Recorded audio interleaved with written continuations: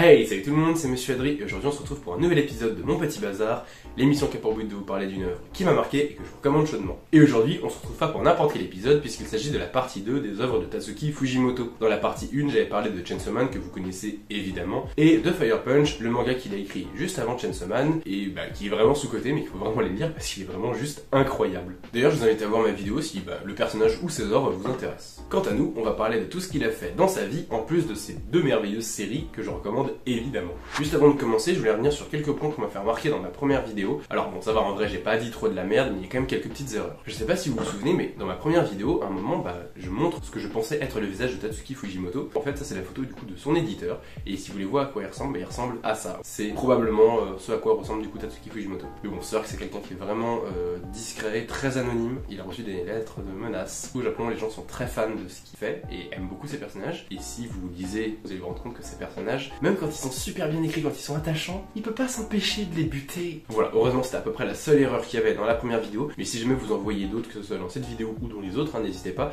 et les commentaires sont vos ennemis. Et quant à nous, dans cette vidéo, on va se pencher plus précisément sur ces 4 mangas là, donc on va en parler par ordre chronologique, donc je vais vous les présenter vite fait. Donc les deux premiers sont un peu liés, en fait ça s'appelle Anthologie 17-21 et Anthologie 22-26. Donc ça correspond à la période d'âge à laquelle il les a écrits, donc à chaque fois c'est 4 histoires par tome, en fait c'est des histoires qu'il a jamais publiées. Le premier il l'a écrit avant Fire Punch, et je crois que la première de celle-là a été écrite avant Fire Punch. Il y en a qui ont été écrits pendant et d'autres après. Quand il a commencé Chainsaw Man, bon voilà, sa carrière a décollé. Et pendant ce temps-là, il a écrit aussi Look Back. Et toujours pendant qu'il écrivait Chainsaw Man, Adieu Eri qui est sorti, donc c'est le plus récent en date. Même s'il a écrit un nouveau one-shot cet été, donc Justice and to the Song, que je n'ai pas encore lu parce qu'il n'est pas sorti officiellement en France. Mais bon, quand vous regardez sur Google Images et que vous voyez que les premières images qui tombent, c'est celle-là. Et juste la miniature, tu vois que c'est du Tatsuki Fujimoto, quoi. Voilà, c'est bon, c'est tout, c'est fini. Pour ce qui est du plan de la vidéo, je vais raconter un petit peu brièvement du coup les quelques histoires qu'il a écrites, donc de manière chronologique, et à la fin je ferai vraiment une conclusion sur tous les trucs qu'on peut en tirer. Il y en aura quand même au fur et à mesure de la vidéo, mais si ce qui vous intéresse c'est vraiment le résumé un peu global de tout ça, allez en fin de vidéo. Et d'ailleurs j'en profite aussi pour faire un petit disclaimer sur le spoil. Comme d'habitude je vais vraiment pas spoil, ou alors vraiment le strict minimum juste pour vous donner envie de le lire. Mais bon, forcément comme c'est une histoire assez courte, si je commence un petit peu à raconter l'histoire, forcément ça spoil un tout petit peu, donc un petit peu plus que d'habitude. De toute façon il y aura du chapitrage si vous voulez passer certaines histoires, si vous les avez pas encore lues, vous voulez les lire, qu'il y en a d'autres où vous en foutez, vous avez quand même envie de la regarder, allez voir le chapitrage et au pire quittez cette vidéo. Et commençons sans plus tarder par le premier volume d'anthologie, donc anthologie 17-21, donc 4 histoires écrites sur 4 ans, voilà, c'est logique, le mec une histoire par an, il est efficace. Et on commence en force par la première histoire, à savoir 2 poules au fond du jardin, et déjà en voyant ça tu te dis que vraiment le gars depuis toujours il déteste les histoires au scénario banal et convenu, et qu'en plus il a un petit penchant, vraiment un tout petit penchant pour la fin du monde. Et donc dans cette petite histoire on va suivre la vie de 2 humains qui pour survivre à l'invasion extraterrestre qui a décimé la Terre, parce qu'apparemment les humains c'est vachement bon, et ils se sont mis des petits masques de poulet et ils font code comme ça, vas-y mec c'est des poules, ça se voit gros que c'est des poules. Et les extraterrestres ils sont cons, ils pensent que c'est vraiment des poules, et les extraterrestres ils mangent pas des poules, parce qu'on n'est pas partie de leur régime alimentaire, donc voilà, ils mangent pas les poules, ils donnent à manger aux poules, les humains survivent. En vrai c'est un peu plus what the fuck que ça, parce que les extraterrestres ils mangent des poulets, mais c'est dans cette région du monde qu'ils n'en mangent pas, parce qu'un extraterrestre en fait ça a une véritable culture culinaire. C'est fou ça, non? Évidemment comme c'est le Tatsuki Fujimoto tout craché, on a le droit à pas mal de petites morales et de remises en question, par exemple sur la légitimité de l'humain à utiliser les animaux, ce que je trouve vraiment marquant et qu'on retrouve rarement dans d'autres œuvres. On retrouve évidemment le chara-design très particulier des extraterrestres qui rappelle vraiment ce qu'il va faire plus tard avec Chainsaw Man et les démons. Mais honnêtement, j'ai pas vraiment aimé cette histoire, c'est-à-dire que j'ai trouvé cool, y a pas de souci, mais elle m'a pas spécialement marqué. En vrai, si elle m'a marqué, mais pas plus que ça par rapport aux autres œuvres de Tatsuki Fujimoto et par rapport même à d'autres mangaka ou ce genre de choses. C'était pas ce que j'ai trouvé le mieux amené, c'était un peu maladroit, les dessins étaient pas forcément très beaux. Et forcément, c'est une œuvre qu'il a fait quand il avait 17 ans, et putain, à 17 ans, quand tu vois qu'il a fait ça, ça force le respect. Et vous inquiétez pas, on monte tout de suite d'un cran avec sa prochaine histoire, l'élève Sasaki a arrêté une balle. Déjà, on va mettre les extraterrestres de côté, mais on va pas pour autant laisser tomber la fiction, parce que la fiction dans Tatsuki Fujimoto, c'est hyper important. Et ce récit raconte l'histoire de l'élève Sasaki, un élève qui est juste amoureux de sa prof, mais à un point où ça devient maladif, c'est-à-dire qu'il arrive à se persuader que du coup sa prof c'est une déesse, et c'est pour ça qu'il est autant amoureux d'elle, parce que c'est pas une humaine. Il y a quelque chose de mystique dans cette prof, quelque chose de divin, il est vraiment immobile par elle, et en plein milieu d'un cours, t'as un terroriste qui débarque, et qui commence à menacer sa prof, et pour la défendre, il va se placer devant, et le mec va quand même tirer une balle, et le gars, avec sa main, il va choper la balle, voilà, l'élève Sasaki a arrêté une balle. Et ça c'est que le début du récit. Et on n'est même pas à la moitié du récit, vraiment il reste encore beaucoup d'autres trucs. Mais je vais rien spoil parce que putain cette histoire elle est belle, elle est à la fois poétique, comique et plein d'autres trucs. Mais ça vaut vraiment le détour. Vraiment le gars je sais pas comment il fait pour en 30 pages te parler d'autant de trucs. Ça parle de volonté, de désir, de choses qui sont impossibles mais que si tu t'y mets à fond bah tu peux quand même les réussir. Il y a du dépassement de soi. Enfin vraiment c'est hyper profond. Et en même temps le gars il arrive à te créer des personnages hyper poignants avec un passé, avec des rêves. Le tout en 30 pages, tout en racontant tout ce que je t'ai dit juste avant, donc sur le truc impossible, croire en ses rêves et tout, vraiment genre le gars il arrive à faire tout ça. Et puis en plus tu sais jamais si c'est de la réalité ou de la fiction. Le gars il fait vraiment exprès d'un peu de brouiller les pistes. C'est jamais dit noir sur blanc, c'est-à-dire que c'est toujours au lecteur de faire sa propre interprétation. C'est hyper déstabilisant parce qu'on sait jamais vraiment sur quel pied danser avec lui et c'est genre beaucoup trop cool. Et un autre truc qui est vachement cool avec Tatsuki Fujimoto, c'est qu'à chaque fois que tu lis une de ses œuvres, tu restes vraiment sur le cul pendant un bon bout de temps. C'est-à-dire que tu lis son œuvre, t'es choqué, t'es perplexe, tu te demandes ce qu'il a voulu dire par là. C'est un peu métaphorique parfois, c'est un peu flou, il va vraiment pas te mâcher le travail en disant faut que tu penses ça. C'est à toi de faire les liens entre les choses et ta propre conclusion de l'œuvre et ça je trouve ça vachement cool. Et ça ne l'avait pas fait pour la première, donc les deux poules au fond du jardin. Mais pour celle-là, Leila Sasaki a arrêté une balle, vraiment je me suis dit waouh, j'ai lu un truc profond et ça m'a marqué, même si j'ai pas forcément apprécié l'œuvre par rapport à certaines autres. Je sais que c'est une œuvre que je pourrais certainement pas oublier avant un certain temps parce que elle me reste grave en mémoire parce que ça m'a posé des questions, que ça l'a ancré différemment par rapport aux autres œuvres habituelles quoi. C'est pas une œuvre que je vais oublier, ça j'en suis sûr. Et comme c'est beaucoup trop bien, on va passer à la suite. La suite s'intitule L'amour est aveugle, une histoire qui m'a tué de rire perso, vraiment, elle est extrêmement comique, c'est vraiment l'aspect central de cette histoire, le comique. Ça m'a exterminé, c'est pareil, c'est en 30 pages, c'est assez court mais c'est vraiment incroyable. Et donc cette histoire se place donc de la vie d'Ibuki, donc un mec qui est un lycéen, qui est président du club des élèves et tout, et lui ce qu'il veut c'est déclarer sa flamme à Yuri, sauf que le problème c'est qu'à chaque fois qu'il va tenter de dire quelque chose, il va y avoir un prof qui va débarquer pour l'interrompre et tout, et à chaque fois il va le regarder en mode non là c'est vraiment pas le moment, j'ai quelque chose de super urgent à faire, et il va tout faire pour vraiment aller jusqu'au bout et déclarer sa flamme. Et t'as des événements de plus en plus what the fuck, de plus en plus mais genre improbable. Le gars tu dis vraiment il est malchanceux de fou, t'as vraiment les pires événements qui vont débarquer sur lui. Le gars il va être en mode je m'en bats les couilles, vraiment bah l'amour est aveugle donc je ne les vois pas et je fonce voir Mayuri et lui déclarer ma flamme et c'est juste incroyable, vraiment ça m'a plié de rire. Il y a vraiment une gradation ascendante dans l'échelle de la connerie, c'est juste fabuleux, tu te demandes genre vraiment comment le gars il fait pour être aussi unlucky à ce point, ça me tue de rire. Donc vraiment si vous aimez bien les trucs un peu imprévisibles, un peu what the fuck, et en plus avec beaucoup de comiques, non, vraiment allez la lire, c'est juste une dinguerie quoi, vraiment ça m'a explosé. Et on va du coup terminer en beauté ce premier tome par la nouvelle Shikaku. Donc ça raconte l'histoire d'une jeune fille, vraiment je crois ça doit être une ado à peu près, qui est tueuse à gages. Donc elle a l'habitude de buter des gens, genre vraiment dès le début, elle arrache les yeux à des gardes du corps, enfin c'est un peu gore et tout, c'est un peu stylé, c'est le gore décalé un peu comique et tout. Donc elle va être engagée par un mec qui va la voir en mode s'il te plaît, je veux absolument que tu me tues, je te paye super cher pour que tu me tues. Sauf que le boug, c'est un vampire, donc il est mortel, donc forcément elle va le buter, mais il va pas mourir. Donc elle aura beau essayer de le buter, il va jamais mourir. Le gars il en a marre, parce que lui ce qu'il veut c'est crever, parce que lui ça fait des centaines d'années qu'il est sur Terre, des centaines d'années qu'il se fait chier, qu'il en a ras-le-bol. Il va se développer un petit truc, je dirais pas plus, mais genre c'est un peu une histoire d'amour, il va se passer un petit truc et tout, enfin c'est incroyable, c'est hyper tiré par les cheveux, mais juste ça se lit trop bien.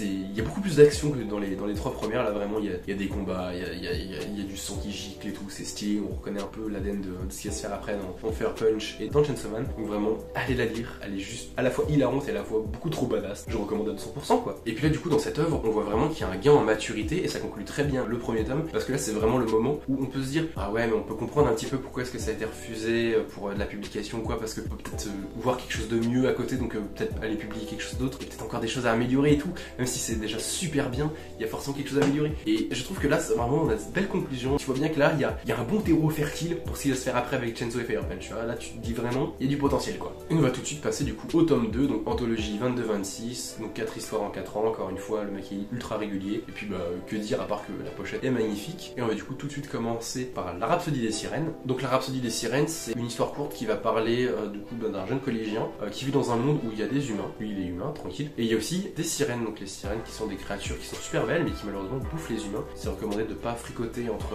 humains et sirènes, et manque de bol pour lui, bah sa mère c'est une sirène, il peut vivre un petit peu plus longtemps sous l'eau que nous les humains, c'est-à-dire qu'il a une plus grande capacité d'apnée, et ce qu'il aime faire souvent c'est aller dans l'eau, et il a trouvé un endroit où il y avait un piano sous l'eau, qui va jouer du piano, et il va commencer du coup à se lier d'amitié avec une autre sirène qui trouve ses mélodies magnifiques, parce que Alicia n'arrive plus à jouer du piano et lui il en joue mais comme un dieu et que c'est incroyable que les humains arrivent à jouer autant du piano. Enfin bref, ils commencent à avoir du coup une relation entre eux et je ne spoilerai pas plus, mais il y a des hauts et il y a des bas. C'est assez mignon vraiment, c'est tout poétique, c'est tout mignon. Ça change vraiment beaucoup de toutes les autres nouvelles qu'il a écrites où là, même s'il y a de la fiction, on ressent beaucoup moins sa patte. Et forcément qu'on ressent beaucoup moins sa patte parce que c'est une histoire où il le dit lui-même, il en avait un peu marre que les gens soient en mode ouais tu sais pas écrire des histoires normales et tout. Alors le gars il s'est dit zut, vraiment le gars il s'est juste dit zut. Moi je me serais dit bordel de merde, je vais te niquer ta mère. Mais le gars il a juste dit zut. Et qu'est-ce qu'il a fait? Bah il a fait une histoire normale juste pour dire bah regarde quoi je suis capable. Comme il le dit lui-même, encore aujourd'hui, il trouve que cette histoire elle a rien de spécial. Même si elle m'a plu, pareil je trouve rien de spécial, c'est une histoire qui est poétique, ça ouvre bien le deuxième tome, c'est bien, c'est sympa, ça te met un peu dans le ton, ça change un peu, mais c'est vrai que honnêtement elle a rien de plus. Contrairement à cette deuxième histoire qui par contre est du Tatsuki Fujimoto tout craché, genre vraiment tu peux pas faire plus que lui, genre ça c'est tout, c'est son ADN. Et ouais mon pote, parce que le syndrome de métamorphose en fille au réveil, déjà il a un nom super chiant à dire, mais surtout ça va être un peu compliqué pour moi de la raconter l'histoire parce que il y a plein d'éléments que je peux pas trop raconter parce que sinon ça va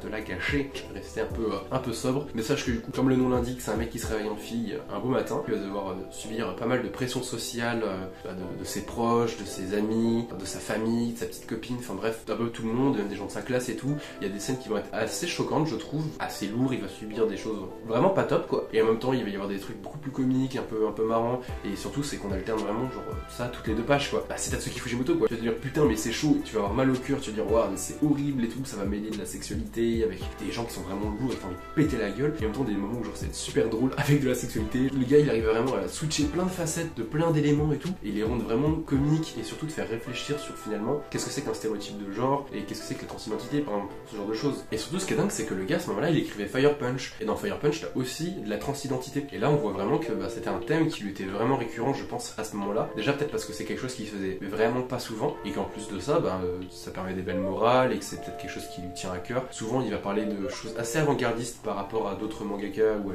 la culture japonaise de manière générale. Ça fait réfléchir sur les stéréotypes de genre, sur la transidentité et c'est vraiment cool. Donc voilà, si jamais vous recherchez une œuvre qui est assez féministe et LGBT friendly, allez la lire, vraiment elle est super cool. Je trouve qu'il arrive à bien parler de ce sujet-là sans tomber dans le cliché ou dans quelque chose de lourd ou dans la désinformation. Surtout avec la dernière page qui vraiment quand tu la lis, elle est assez forte, elle est assez poignante et ça fait assez chaud au cœur ce genre de conclusion un petit peu. J'en dirai pas plus mais allez la lire, vous verrez. Et on passe ensuite à la prophétie de Nayuta, un one-shot qu'elle écrit juste avant Fire Punch. Et pour te la faire courte, en gros ça raconte l'histoire d'une fille qui est née avec des cornes et selon la prophétie c'est un enfant qui va du coup détruire le monde, détruire l'humanité, donc tous les prophètes la mettent en garde, enfin même mettent en garde toute l'humanité, et que il y a un peu des gens qui la harcèlent parce qu'ils croient en cette prophétie. Forcément son grand frère il va la défendre, sauf que malheureusement on va se rendre compte que cette petite fille elle va tuer des animaux de plus en plus gros pour les manger, et surtout elle va les tuer elle-même. Et bon, sans aucune surprise, ça va partir en couille et c'est ça qu'on aime chez Tatsuki Fujimoto. Vous vous doutez bien que j'ai adoré ce one shot, tant il rappelle Chainsaw Man. Déjà l'esthétique fait vraiment penser à Chainsaw, c'est vraiment l'esthétique qui s'en rapproche le plus je trouve, parce que par exemple l'esthétique de Fire Punch était assez différente de Chainsaw, il n'y a pas du tout le même traitement, mais là que ce soit l'esthétique et la composition c'est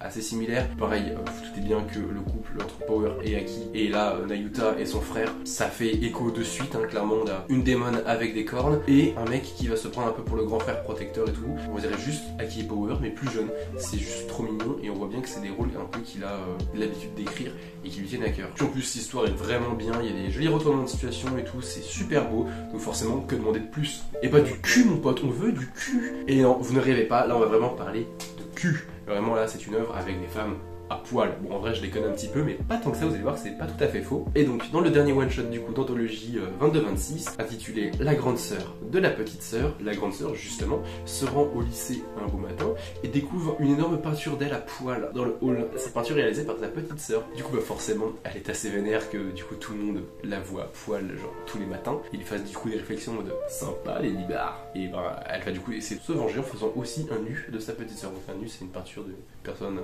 poil, on appelle ça un nu, c'est un nu artistique, ils sont dans une école artistique, donc une école d'art. C'est pas juste, vas-y on va faire une peinture à poil et on va l'afficher dans les...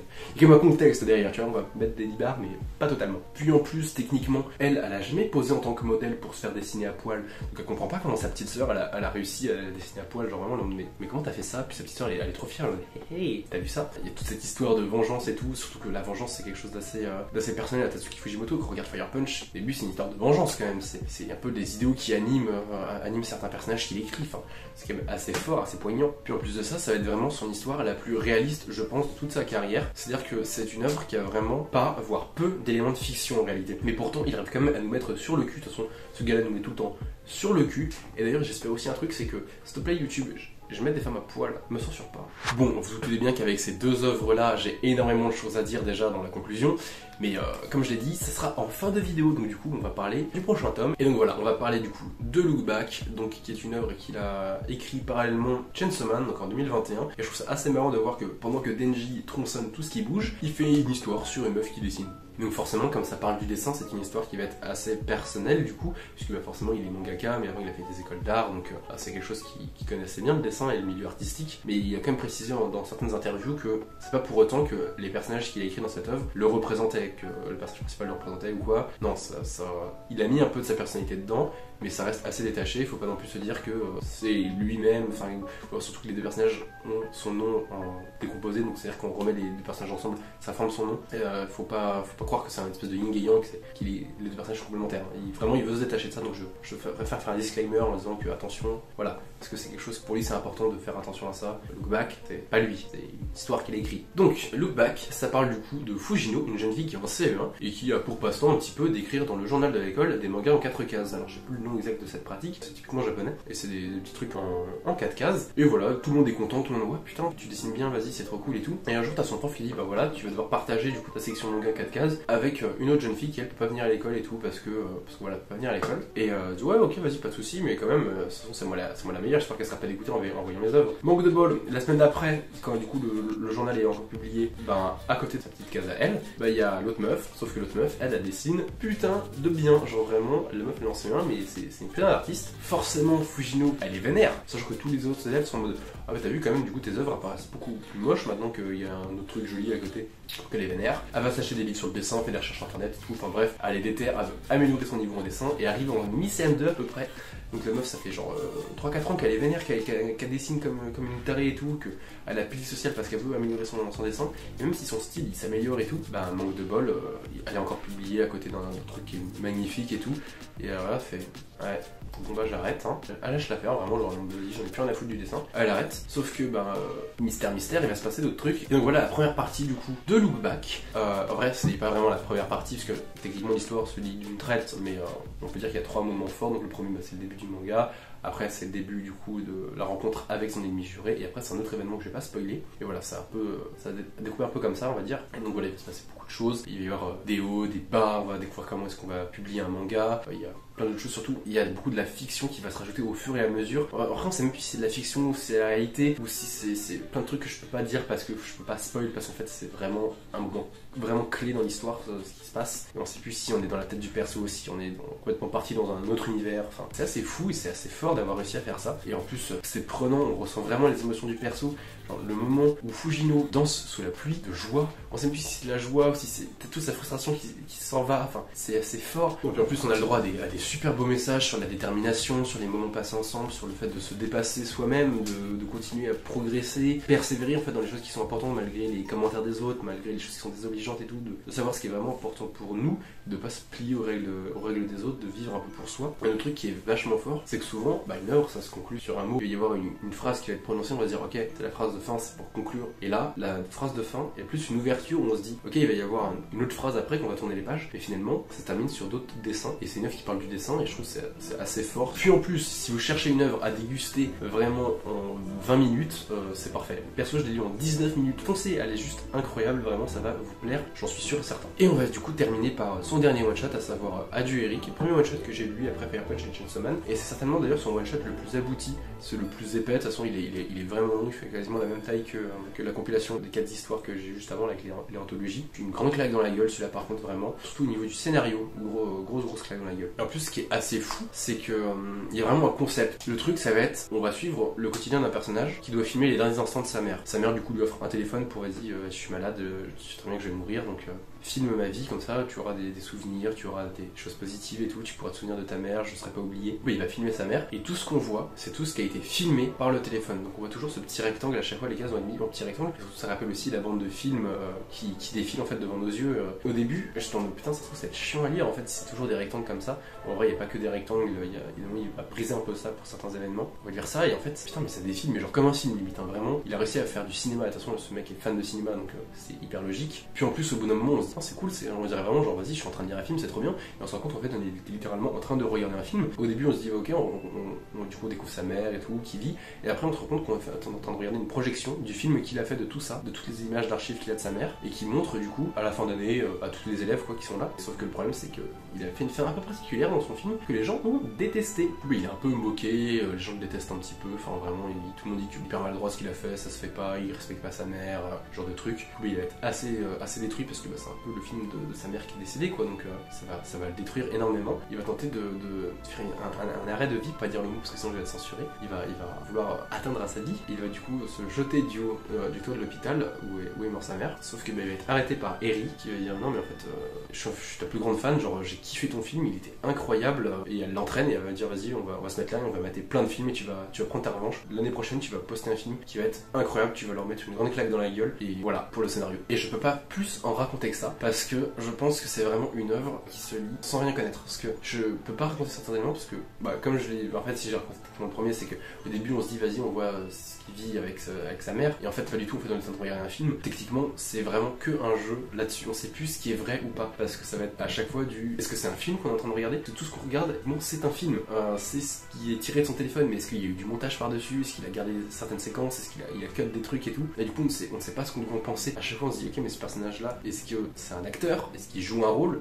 ou alors est-ce que ça a été coupé pour qu'on garde ce souvenir là de ce personnage. On est toujours biaisé par ce qu'on veut nous montrer et ce qu'on nous cache aussi. C'est assez puissant, ça parle de deuil, ça parle de pas mal de choses, ça parle de maladie, ça parle de gens qui vont mourir, de ce qu'on va se souvenir des gens qui meurent, et c'est assez triste, on va pas se mentir, c'est peut-être assez lourd, donc voilà, si jamais c'est des sujets qui peuvent vous toucher, vous lisez peut-être pas trop cette œuvre, parce que vraiment, elle peut vous faire déprimer, vraiment, genre, mais elle est très puissante si jamais vous voulez la lire, c'est une œuvre comme aucune autre, vraiment c'est une œuvre comme aucune autre, et je pèse mes mots en disant ça. Perso, ça m'a vraiment pris au trip les 2 fois où je l'ai lu, j'ai chialé plusieurs fois, j'ai même chialé pile au moment où il dit bah là tu vas chialer, bah j'ai chialé vraiment, genre c'était fait exprès en plus, c'est ça qui est dingue, c'est que c'est fait exprès. Puis en plus au niveau de la composition et même du concept général de cette œuvre, il y a du flou de mouvement, comme si avec un téléphone tu bouges, t'as du flou de mouvement, des moments il arrive pas à faire le focus, c'est fou, je peux pas tout raconter mais c'est fou, vraiment, allez la lire, je sais pas quoi dire là, vraiment si vous avez pas compris, Tatsuki Fujimoto c'est fou ce qu'il fait, donc vous avez aucune excuse, ça prend vraiment moins de 2 heures de lire tout ce qu'il a fait, en plus de Chainsaw et Fire Punch, donc tu fermes ta gueule et tu vas lire, en fait, je t'ai pas d'excuse.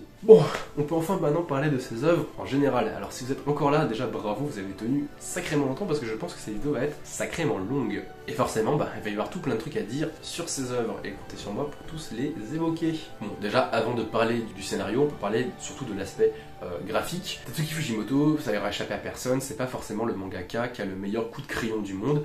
C'est pas sublime ce qu'il dessine, heureusement il y a ses assistants qui améliorent le travail des arrière-plans magnifiques et tout, il s'est amélioré aussi, mais c'est pas moche, on va pas se mentir, c'est vraiment pas moche du tout, clairement pas. C'est pas fou comme on pourrait l'entendre avec certains mangaka quoi. Ces traits ils ont vraiment un petit charme, c'est toujours hyper nerveux, il va vraiment montrer des moments de l'instant T quoi, comme si on avait pris une photo, c'est vraiment très cinématographique. Je repenche à la scène de Fujino sous la pluie qui est en train de danser de joie, c'est une explosion, les corps ils sont vraiment toujours dans le mouvement, les traits ils sont nerveux, ils sont rapides, il se passe toujours quelque chose, c'est toujours très intensif, c'est vraiment calme, enfin c'est vraiment jamais calme, et en fait quand c'est calme, c'est jamais annonciateur de quelque chose de serein. Il y a un truc que j'avais un peu relevé mais j'ai pas forcément réussi à mettre les mots dessus dans la première vidéo, l'idée du calme post-combat. Je l'avais un petit peu dit, alors je sais plus c'était dans quelle interview, dans quelle vidéo j'avais vu ça, mais qui expliquait vraiment ça, et là on le retrouve un petit peu aussi dans ces œuvres là. Il y a beaucoup de choses, vraiment les compositions sont magnifiques graphiquement, et enfin surtout au niveau de la composition, c'est certainement un des mangaka les plus avant-gardistes. Par exemple, un truc que du coup j'ai vu dans ce vidéo que je vous mettrai en lien, c'est une exposition qui a eu à Angoulême de Tatsuki Fujimoto, c'était l'année dernière ou il y a 2 ans, je sais plus c'était quand, mais j'ai raté ça et j'ai vraiment le seum. Un des mecs qui fait visiter du coup cette exposition qui raconte que du coup certaines onomatopées sont mises de façon à faire des traits de vitesse, des perspectives, des choses dans le genre. C'est limite le décor en fait, l'onomatopée, et c'est quelque chose qui est vraiment très très rare et qui est hyper rafraîchissant. En plus pareil, souvent on a des visages qui vont être très expressifs, vraiment pris dans l'instantané, et c'est vraiment genre incroyable. Par exemple, surtout dans Adieu Eri, il y a plein de moments où du coup Yuta il va retourner son téléphone pour montrer son visage en fait de l'instant T quoi. Il va se passer un truc, il va dire ok faut que je capture mon visage, je veux voir mon émotion sur ce moment là, Et du coup il retourne et ça traduit littéralement ça quoi. En plus souvent à ce moment-là il y a du flou de mouvement sur ces visages et tu te dis putain mais c'est juste ingénieux quoi, c'est fou. Et surtout comment ne pas parler des visuels de ces personnages. Souvent on remarque qu'ils ont des styles très similaires, on va pas se mentir, genre la mère de Yuta elle ressemble à Makima, le prof de primaire de Fujino il ressemble au prof dans la partie de Chainsaw Man, Eri, Rez, la grande sœur de la petite sœur et même la petite sœur de la grande sœur, ils ont des designs assez similaires, il y a surtout dans les poses et tout qui souvent il va pas mal mettre un peu un aspect sexuel et sensuel sur ces personnages. Du coup on voit un peu des points communs et tout, surtout que ça c'est... Enfin, Riz c'est un personnage qui est très sexualisé dans Chainsaw Man à certains moments. Pareil avec... alors pas Eri, surtout avec du coup la grande sœur qui va faire des nus et tout, donc souvent quand un personnage ressemble à un autre, c'est parce qu'ils ont à peu près la même fonction. Les deux profs se ressemblent dans la partie de Chainsaw Man et la prof de Fujino. La mère de Yuta et Makima aussi, d'une certaine manière. Riz et Eri aussi. Il y a des petits liens. Quand tu les remarques, tu dis ouah putain, c'est cool. Surtout qu'en plus si je me trompe pas, pour dessiner des visages, il me semble qu'il avait expliqué qu'il prenait des personnes qui l'avaient marqué dans sa vie. Je crois que j'avais lu ça par exemple sur Makima, que du coup le visage de Makima en fait c'est le visage de quelqu'un qui l'a détesté parce qu'il s'est vraiment dit ouah putain c'est l'incarnation précise de ça. Et alors je dirais pas tout pour pas spoil, mais c'est vraiment ce à quoi je pense. C'est vraiment le premier visage qui me vient en tête quand je pense à ça quoi. Puis en plus du physique des personnages, il y a également la psychologie des personnages qui vont beaucoup se ressembler d'une œuvre à l'autre. Par exemple, dans le one shot La prophétie de Nayuta et son frère, ils ressemblent quand même beaucoup à Aki et Power. Déjà physiquement, bien que c'est la même personne, mais surtout, ils ont tous les deux vraiment la manière d'agir du on est le grand frère protecteur, et les gars ils ressemblent vraiment à Aki en ado, et le mec il agit comme Aki quoi. Puis en plus genre Power ça va vraiment être la meuf qui va faire vivre une vie dure et tout à Aki parce que elle va être casse-couille, elle va pas manger ses légumes, elle va pas se doucher.